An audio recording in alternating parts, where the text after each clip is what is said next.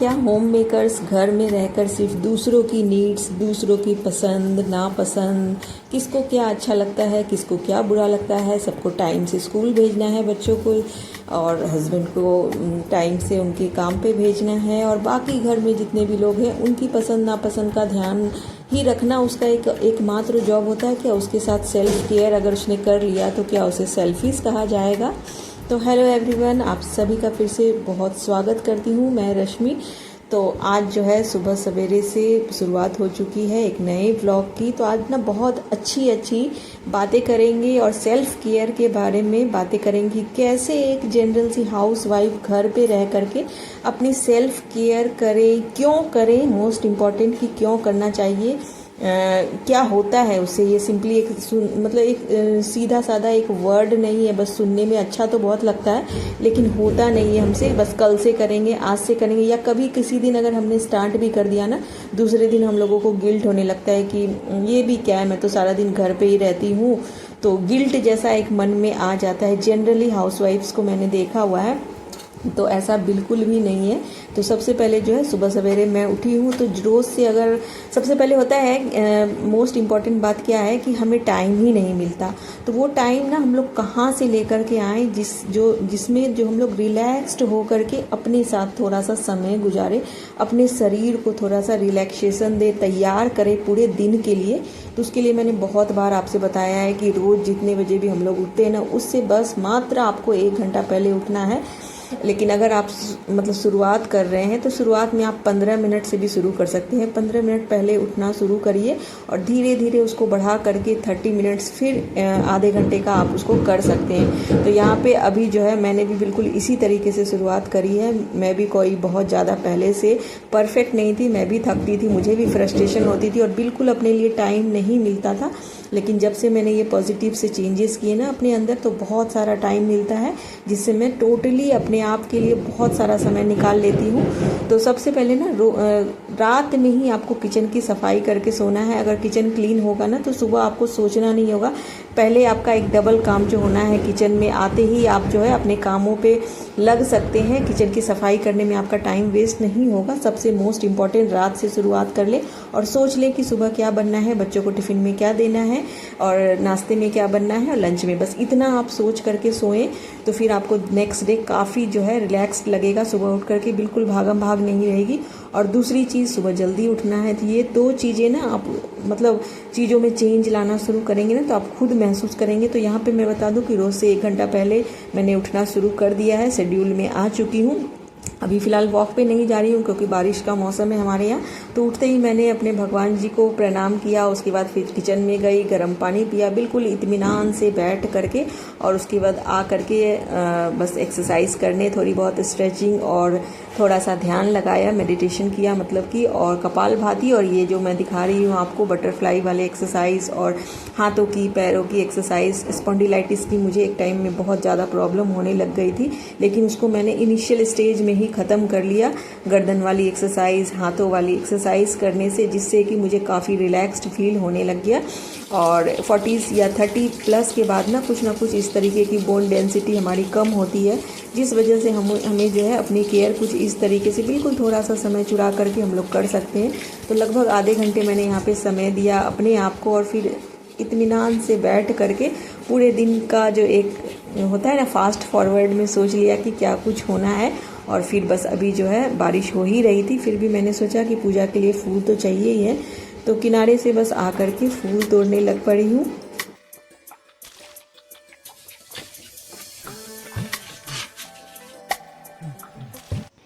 तो यहाँ पर ना फूल के साथ मैंने थोड़े हर सिंगार के जो पत्ते होते हैं वो पत्ते भी तोड़ लिए थे। तो कारण ये था ना कि ये वाले पत्तों की जो सुबह चाय मैं पहले पीती थी तो बदल करके लेती हूँ। तो अब मैंने सोचा है कि 1 महीने के लिए अभी ये वाले पत्तों की चाय बनाऊँगी खुद के लिए और हस्बैंड जी के लिए, क्योंकि एक टाइम के बाद जो है जॉइंट्स वगैरह जो है हमारी बोन डेंसिटी जो है कम हो जाती है। तो जिस वजह से मैंने सोचा है कि अब ये वाले पत्ते कंटिन्यू किया जाए और ये हमारे बाकी प्रॉब्लम्स जैसे अंदर से जो वीकनेस वगैरह हो जाती है या फिर मौसम चेंज हो रहा है जिस वजह से सर्दी वगैरह हो जाती है तो उन सब में भी ये बहुत अच्छा होता है। और जॉइंट्स के लिए तो ये रामबाण है, जिन किसी को भी जॉइंट्स की प्रॉब्लम होती है, घुटनों में दर्द वगैरह, तो अभी मुझे फ़िलहाल थोड़ा बहुत जो है शुरू हुआ है, क्योंकि पूरा दिन खड़े रहो ना आप तो इस तरह की कोई ना कोई प्रॉब्लम शुरू हो ही जाती है। तो वो दवा लेने से अच्छा है कि कुछ इस तरीके की चीज़ें जो हम लोग लेना शुरू कर दें तो काफ़ी सही रहता है। तो साथ के साथ इधर मैं टिफ़िन बनाना शुरू कर दूंगी और साथ में ये पत्ते जो हैं वो पकते रहेंगे। मतलब 2 ग्लास मैंने इसमें पानी डाला है, ये मतलब पकते पकते उबलते उबलते जब तक हाफ़ ना हो जाए तब तक जो है ये अच्छे से काम नहीं करेगा। इसलिए इस बात का बहुत ध्यान, अगर आप ले रहे हैं तो आप 2 पत्ते लें और 2 ग्लास के पानी के अकॉर्डिंग लें। तो ये बहुत ही रामबाण चीज़ है, मेरे पहले भी मैंने यूज़ किया हुआ है, तो बहुत अच्छी चीज़ है। आप बच्चों को भी दे सकती है जिनको बार बार जैसे फ़ीवर वगैरह हो जाता है, उनके लिए भी बहुत अच्छा होता है ये। तो बस यहाँ पे ये चाय चढ़ा दी एक साइड में। तो कुछ ना कुछ इस तरीके की चीज़ें आप मतलब खुद का ख्याल रखना है तो इस तरीके की चीज़ें आप बाकी के काम के साथ में भी ले सकती हैं, अपने लिए भी एफ़र्ट्स कर सकती हैं। ये छोटे छोटे से स्टेप्स होते हैं, बेबी स्टेप्स, तो इनको करने के लिए ना आपको टाइम नहीं निकालना पड़ता अलग से कि अरे मुझे मेरे लिए चाय बनानी है इस तरीके की हर्बल वाली, फिर मतलब अलग से आपको कोई समय चाहिए। तो बीच बीच में जब आप किचन में हो तो आप इस तरीके की चीज़ें भी बीच में अपने लिए भी तैयार कर सकते हैं। तो एक्चुअली जब आप अपना ध्यान रखने लगते हैं ना तो आप में जो आपके एनर्जी का जो लेवल होता है, आपकी प्रोडक्टिविटी होती है, काम करने की क्षमता होती है, वो काफ़ी हद तक जो है एक तरीके से मैं बोलूँ तो दुगनी हो जाती है। आलस बिल्कुल नहीं होता। तो अगर चुस्त दुरुस्त रहना चाहते हैं हर एक उम्र में तो अपने लिए भी इस तरीके से छोटी छोटी सी चीज़ें जो है काम के साथ साथ में आप कर सकती हैं।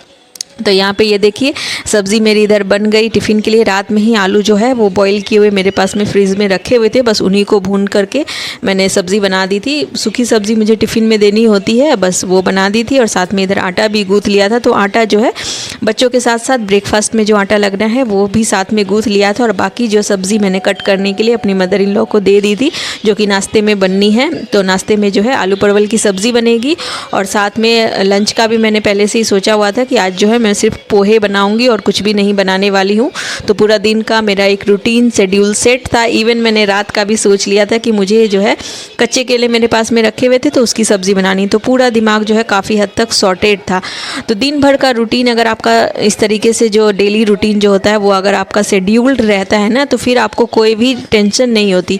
और मैं बता दूं कि तभी जो है मैं अपना यूट्यूब का काम भी कर पा रही हूँ। तो काफ़ी मतलब अपनी हॉबीज़ के लिए भी कहने का मतलब ये है कि अगर आप सिस्टमेटिक तरीके से चलते हैं ना तो आप अपनी हॉबीज़ को भी समय दे सकते हैं। बहुत सी मेरी ऐसी बहनें होगी जिनकी बहुत सारी कुछ ऐसी हॉबीज़ होगी, जिनको किसी को लिखने का शौक़ होगा, किसी को गाने का शौक़ होगा, किसी को मतलब पढ़ने का शौक़ होगा, कढ़ाई का, बुनाई का, मतलब कुछ भी शौक़ हो सकता है, या डांसिंग का शौक़ हो सकता है। तो कोई भी जो आपकी हॉबी हो ना आप उसको रिकंटिन्यू कर सकती हैं। अगर आपके काम टाइम पे हो जाएंगे तो 11 साढ़े 11 बजे तक ना मैं टोटली फ्री हो जाऊंगी, टोटली फ्री हो जाती हूँ जनरली। हालांकि जॉइंट फैमिली में रहती हूँ बट मैंने अपने कामों को कुछ इस तरीके से शेड्यूल्ड रखा है ना कि मैं अपनी हॉबीज़ को भी टाइम दे सकती हूँ, साथ में बीच में एक छोटी सी नैप भी ले सकती हूँ बड़े ही आराम से बच्चों के आने के पहले पहले।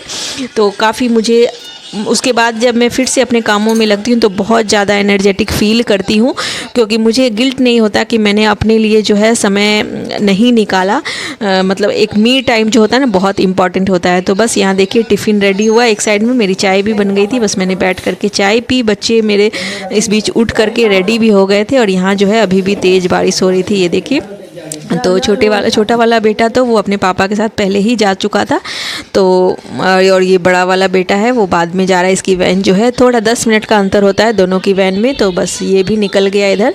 तो बस आज का मौसम, आज क्या अभी 3-4 दिन से हमारे यहाँ काफ़ी बारिश हो रही है, बहुत ही ज़्यादा। मतलब हर एक चीज़ के लिए हमें सोचना पड़ रहा है। और हालांकि गर्मी तो नहीं है इस बार, जो है गर्मी बाकी मतलब हर बार की तुलना में इस बार गर्मी का जो परसेंटेज है काफ़ी कम हुआ है हर जगह ही मैं देख रही हूँ। तो और अभी जो है फ़िलहाल अभी नाश्ते का भी टाइम हो गया। हस्बैंड जी को जो है ऐसे तो वो लेट से नाश्ता करते हैं, मतलब एक बार जो है कुछ चाय के साथ में कुछ जैसे सूखा नाश्ता वगैरह लेकर के शॉप पे चले जाते हैं। ड्राई फ्रूट्स वगैरह मैं उनको सुबह ही दे देती हूँ, और जो हर्बल टी बनाई थी पहले वो दे दी थी, और उसके बाद जो है मैंने इस तरीके से नाश्ता प्रिपेयर कर लिया और बस चाय के साथ ही वो।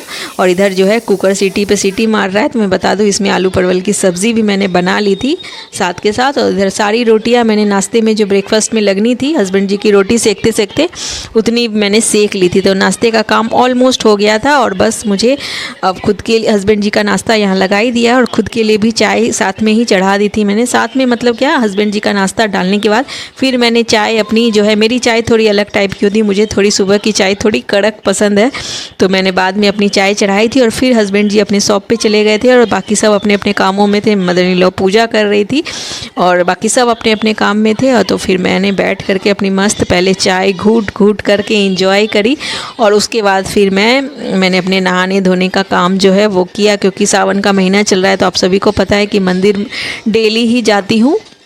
तो बस आ करके उसके पहले मैंने सोचा कि अभी भी मेरे पास में आज काफ़ी सारा टाइम बचा हुआ है, तो वीक में 2 बार तो मैं ज़रूर अपनी स्किन की केयर करती हूँ। स्किन केयर मीन्स कि कोई भी घर में जो उपटन वगैरह होता है वो ज़रूर लगाती हूँ। जनरली जो ये वाला टैन हटाने वाला उपटन है वो ही मैं लगाती हूँ। तो यहाँ पे कच्चा दूध मैंने ले लिया था, अभी सुबह सुबह जो दूध आता है, फिर उसमें बेसन और मसूर और चावल जो होता है, चावल का आटा मतलब मसूर दाल और चावल को मैंने धो करके सुखाया था धूप में और उसका जो है पाउडर बना लिया था।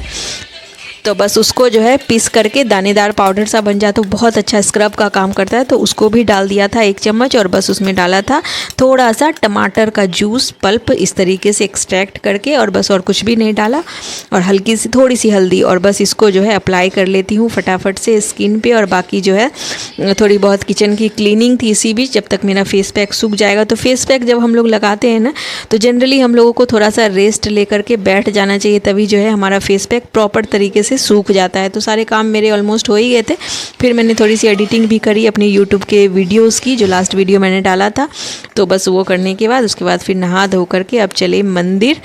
तो सारे काम मेरे कितने शेड्यूल्ड वे में हुए हैं तो आप देख ही सकते हैं। तो ऐसा कोई भी वैसा काम नहीं है जो मैंने नहीं किया है। और इस बीच जो है हमारी मेड भी आ गई थी, तो सारे काम वो उससे भी करवा लिए थे।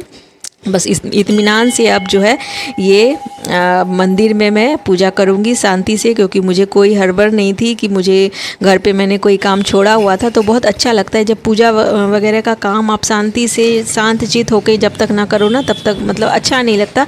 हड़बड़ में आप पूजा कर भर ले लो, लेकिन वो बिल्कुल अच्छा नहीं लगता। तो बस अब मंदिर में मैं और मेरे भगवान जी।